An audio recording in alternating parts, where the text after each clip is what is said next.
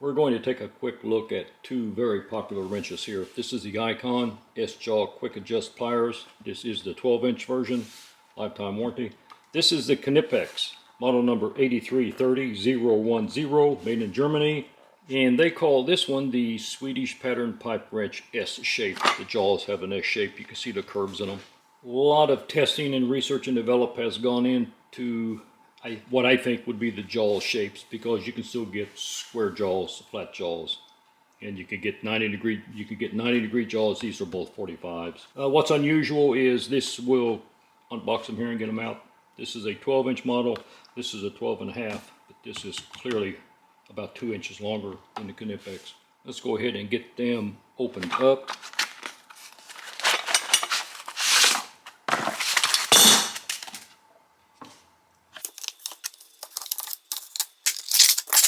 So where we have it, this video is on one issue of whether or not should we be welding the split ring at the bottom of this collar type device. Knipex does not weld it, and that's good enough for me. Let me read just a brief little bit of history here for you. Germany perfected the art of metal stampings long before any other country. No surprise there. Way back in 1890, 100 years after the beginning of our Industrial Revolution here in the United States, the U.S. had to import from Germany major bicycle parts, as the cost of importing and purchasing was still cheaper than milling those bicycle parts here in the United States. We had not gotten to that in 1890. We was not where we needed to be as far as profitable commercial stamping. And bear in mind here, we are not talking about coins where it's just kind of a single high pressure slap and a stamp.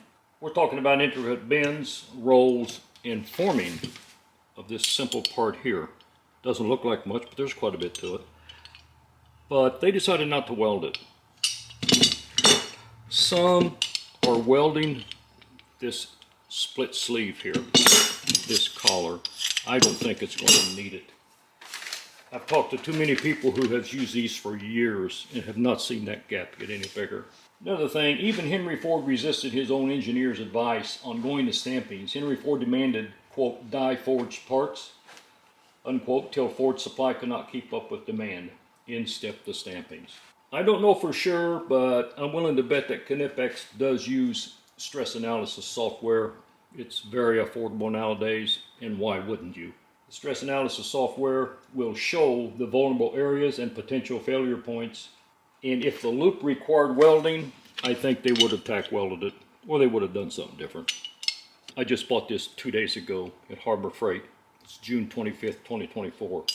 This magnificent Icon wrench is still only $19.99. Unbelievable. Probably paid $55 to $65 for this on Amazon. I don't know. I just wanted it. It's uncoated. But when you use these, all of your pressure is on the top handle. As you work the top handle, you keep putting pressure. You keep gaining pressure on the bottom jaw. And the top jaw is not going to go anywhere. You can actually let go of the bottom one. So I don't think there's enough stress on here to worry about this. As you pull up on it, you are tightening up the bottom jaw. You're keeping all the pressure, squeezing it against the bottom, through the material, through the pipe, the nut or bolt, up into the top jaw. This is the same way. This is a pretty good copy of Knipex, right down to where they form this channel. Might be hard to see, but on the Knipex it starts off, it's got a long shallow teardrop. This one has the same way, not quite as defined as this, but it does have it. Icon does have a push button. I don't know if I'm going to like that or not. This is not no big deal to make your adjustments and spin this up, especially after it gets a little bit of wear on it. But it's pretty fast. So if you've used either of these for very long, what's been your experience? Have you seen that gap get any bigger?